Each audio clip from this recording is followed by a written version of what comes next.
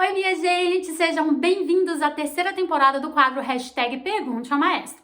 Se você perdeu a segunda temporada ou a primeira temporada, é só você clicar aqui, tem uma playlist exclusiva para você, onde o maestro já respondeu inúmeras dúvidas sobre diversos assuntos do universo musical. Mas caso a sua dúvida ainda não foi respondida, a terceira temporada tá de volta. É só você aqui nos nossos comentários deixar a sua dúvida, que eu tô de olho e muito em breve ela pode aparecer por aqui nos nossos próximos episódios. Então, vamos para as perguntas desse episódio? Vem comigo, hashtag Pergunte ao Maestro. Maestro, quando cobrimos a voz, devemos pensar em abaixar mais a laringe e elevar o palato mole? Quando eu faço meu palato mole abaixa e se encontra com a parte de trás da língua. Quando eu faço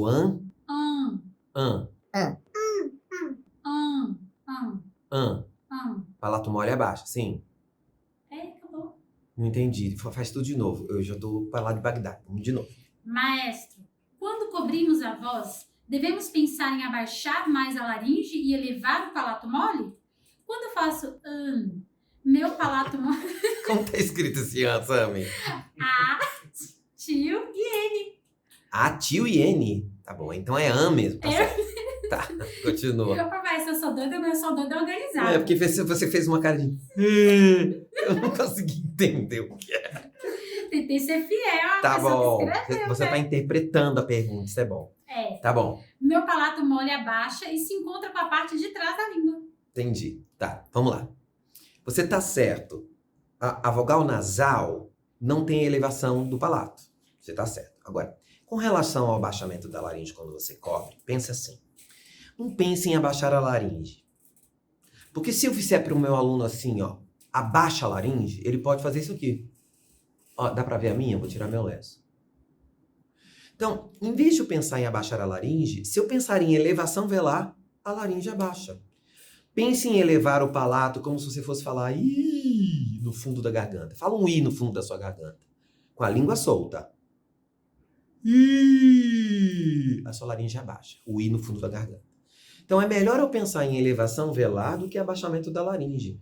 Agora, existem exercícios para abaixamento da laringe, que eu não vou dar aqui, que são exercícios de fono, de canto, que você pode usar para fortalecer o esternotireoide ou para ter propriocepção do esternotireoide. Mas o que eu acho mais importante no abaixamento da laringe é a amplitude da faringe quando eu faço isso. Porque se eu fizer isso aqui, ó, a minha laringe abaixou. Concorda? Ó. Tá vendo ela abaixar aqui, ó? Mas tem alguma coisa presa aqui, não tem?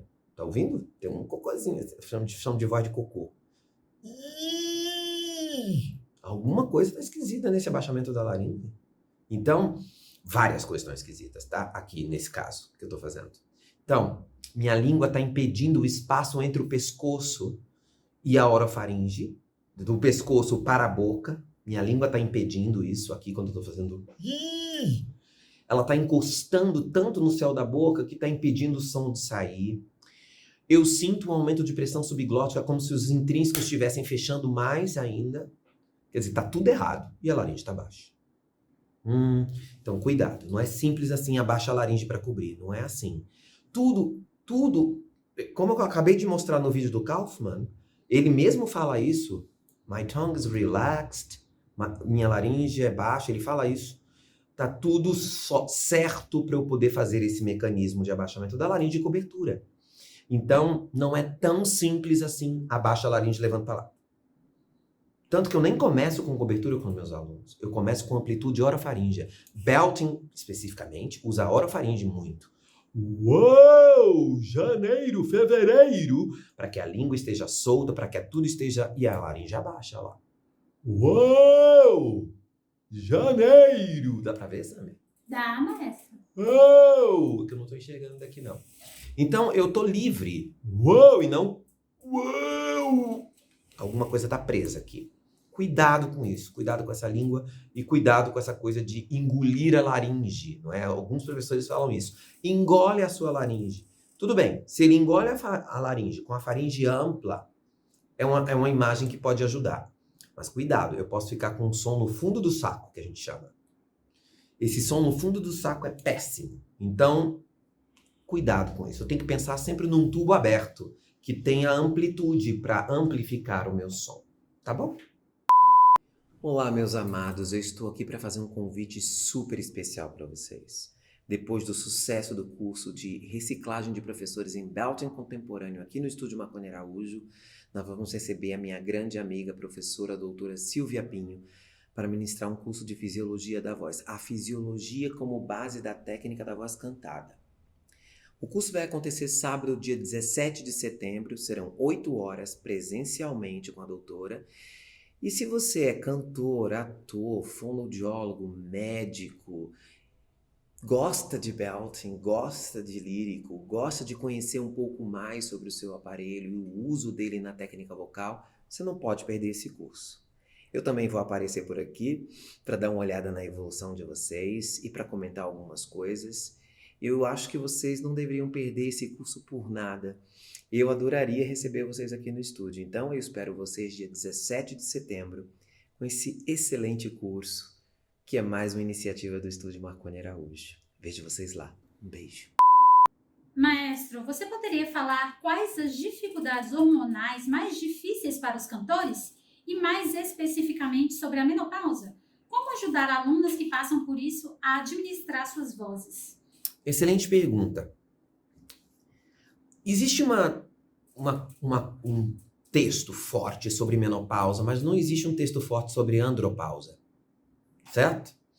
Porque a andropausa ela acontece nos homens de uma maneira muito sutil e muito gradativa. A mulher sabe que entrou na menopausa porque acontecem mudanças muito bruscas nela, né? Assim como a puberdade, né? Na mulher tudo é mais violento, não é? Ela tem, por exemplo, uma cantora, quando tá para menstruar, ela sabe que tá para menstruar, ela sabe que a voz muda, ela sabe como a voz muda, ela inclusive tem que saber como alongar a prega dela quando ela tá para menstruar. Quer dizer, na mulher isso acontece de uma maneira muito abrupta.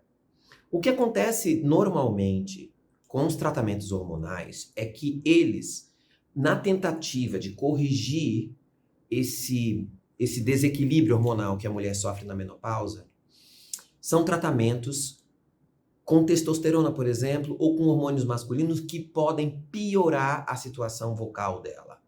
Implantes.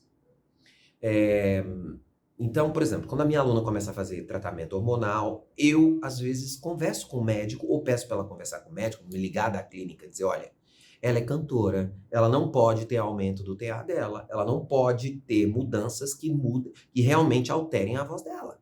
Então, essa dose que você vai dar, você tem que estar muito atento. Às vezes o médico fala assim, não é nada. Eu já dei isso para outras cantoras, cantam na igreja, a voz não mudou nada. Uma coisa é a cantora que canta na igreja, outra coisa é uma cantora profissional. O que acontece? Normalmente, na reposição hormonal das mulheres, o TA fica mais grosso. E aí elas perdem agudo. E o que acontece com o homem quando ele vai ficando mais velho? Não só por causa da andropausa. Na andropausa, o que acontece com o homem? Ele fica com o cambito fino, as pernas finas, a barriga grande, então gordura abdominal. Isso é o que mais acontece com os homens, certo? E a voz fica fina. Então, na presbifonia, que começa a acontecer a partir dos 65 anos, se o homem não tem uma malhação diária dessa musculatura, ele vai perdendo massa, como ele perde da coxa. Então, você pensa, um homem de 20 anos tem um colchão, quando ele está com 60, aquela coxona não está igual, certo? Mesmo ele malhando, ele tem dificuldade de ganhar músculo, né? Então, o que um cara de 20 consegue muito rapidamente, um de 60 vai demorar mais, não é que ele não vai conseguir. Vai, assim como cantores que teoricamente teriam presbifonia, isso não acontece. Eu vou pedir para o Cleiton colocar 2 cantores aqui que passaram por essa fase de presbifonia e a voz não envelheceu, ou seja, a atividade muscular continuou. Agora, de novo, meninas, se forem fazer um tratamento hormonal, falem para os seus médicos que vocês são cantores e trabalhem isso com um fonoaudiólogo para dizer que tipo de tratamento não é indicado para uma cantora. Tá bom? Vamos escutar os 2.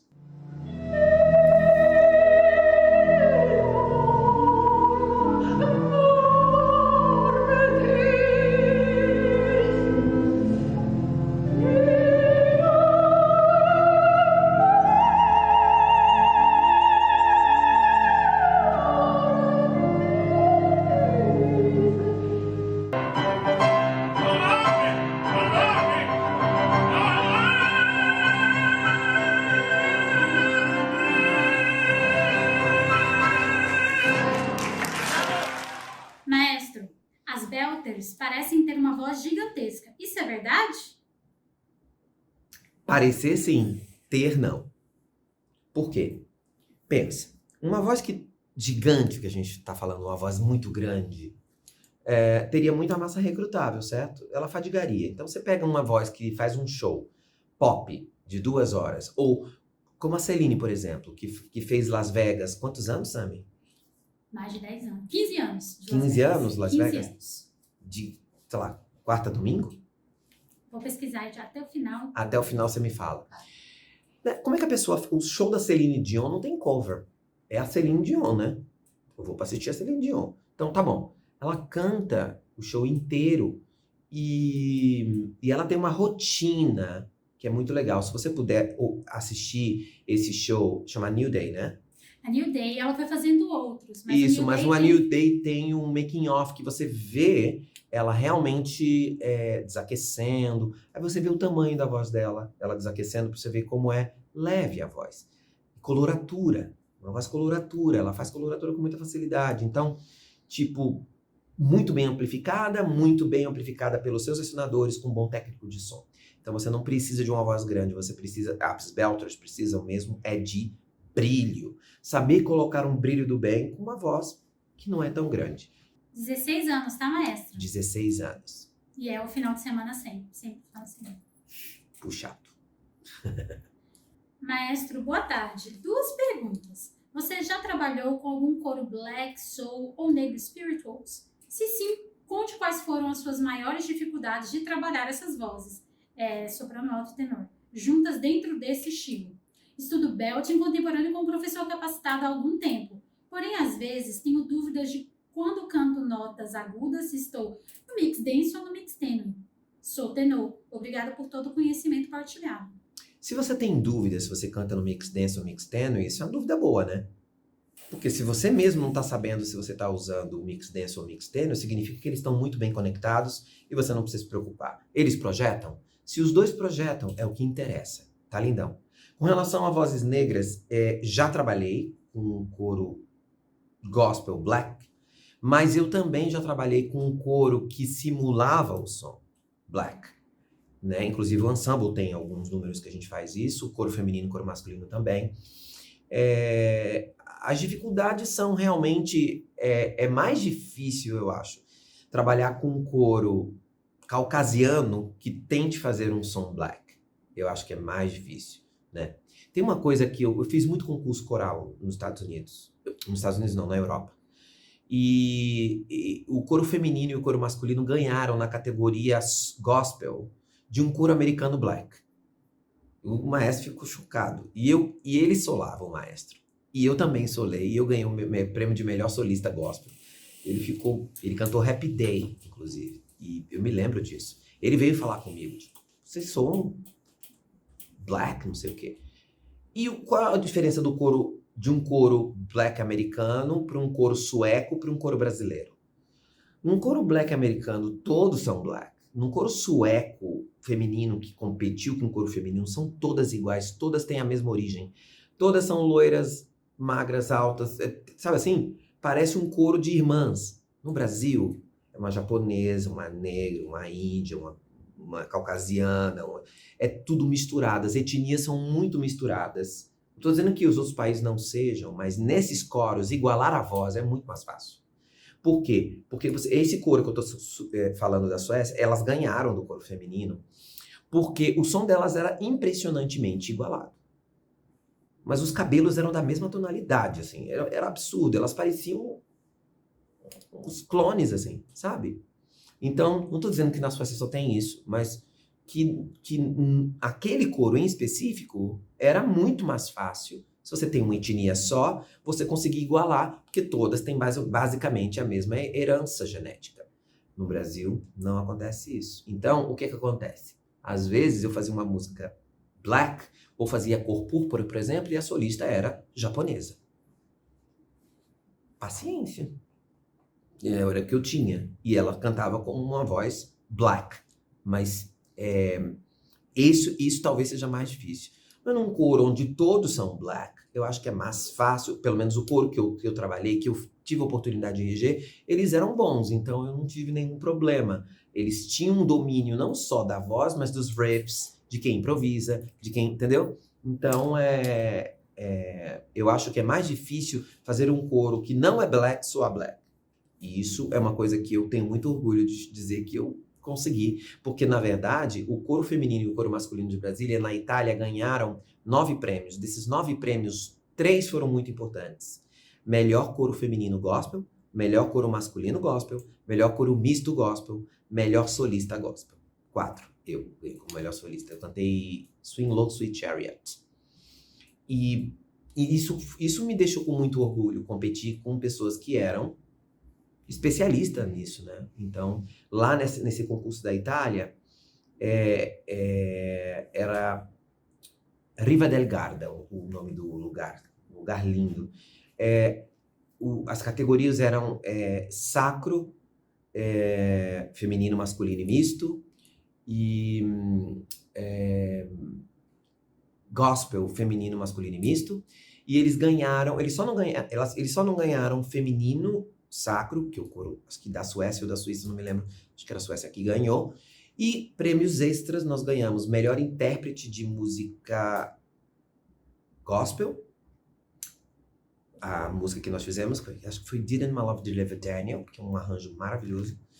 E melhor solista gospel eu ganhei, que era o Maestro, que foi esquisitíssimo. Então nós ganhamos 9 prêmios nesse concurso. Eu acho que foi o concurso que eu mais fui premiado. E tanto que os prêmios eram gigantescos e eu não conseguia carregar. E eu tive que pedir para minha assistente subir no palco para me ajudar. E aí ficou um climão, né? Porque todos os maestros estavam no palco e eu cheio de prêmio. Foi meio constrangedor.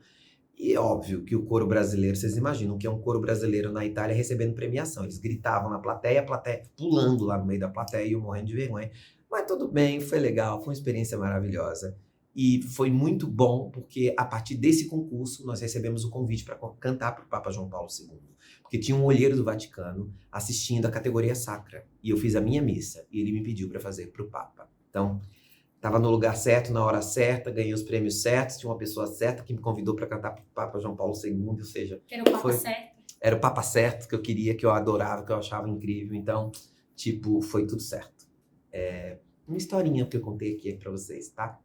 Mas eu acho que a coisa mais complicada seja realmente reproduzir esse som sem conhecer subregistros avançados. Mas tem que conhecer. Você tem vídeo cantando pro Papa João Paulo II? É que eu sou muito fã dele. Tem. Podia colocar, né? Aqui? Agora? Não sei se eu consigo. Vamos tentar, mas acho que tem, né? Tem. Acho que tem. Deve ter. Vou colocar. Ele é especial, merece. Merece Tá bom. as homenagens. Vamos colocar então. A gente cantando pro Papa João Paulo II.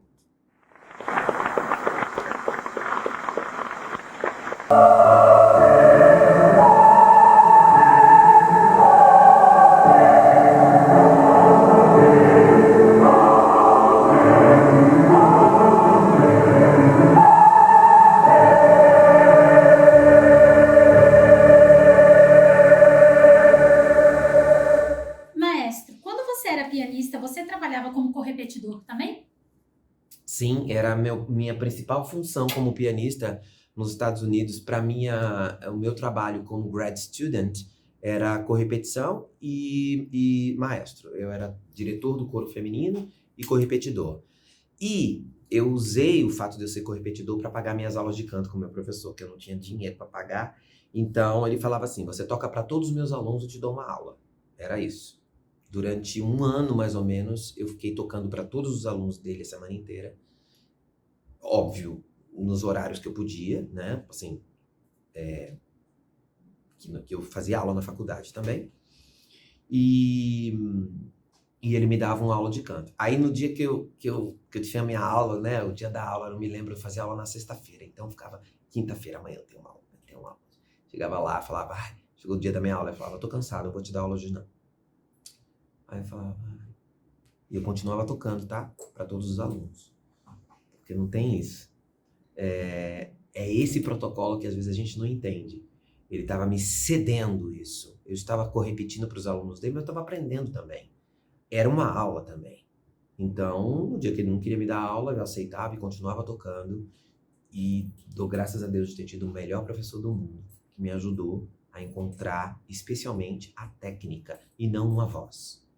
O artista que eu era, né? Me descobri como artista. Então, Zwingli Faustini me ajudou bastante. Maestro, qual a diferença do top voice e o half belting?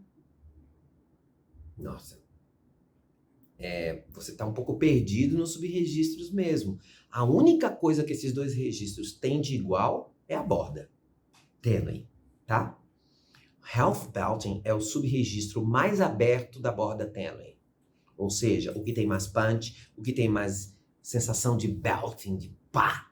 Top voice é o som mais próximo da voz de cabeça pura do MPB ou do canto lírico mesmo. Não tem articuladores. Então você faz uma voz aqui. Top voice. Half belting. São completamente diferentes. Uau! Eu abro toda a minha voz e tem potência. O top voice normalmente eu uso quando eu quero tirar potência. Young girl, don't cry. I'll be right here when your world starts to fall. Isso é um top voice usado no pop belting. Então, em termos de músculo, o TA trabalha muito menos no top voice do que trabalha no half belting. E o TA externo, especificamente, trabalha muito mais. São sonoridades completamente diferentes. Peça para o seu professor de belting contemporâneo para te mostrar a diferença dos dois, como eu mostrei aqui agora na sua voz. Tá bom? Mas eu gostei da pergunta.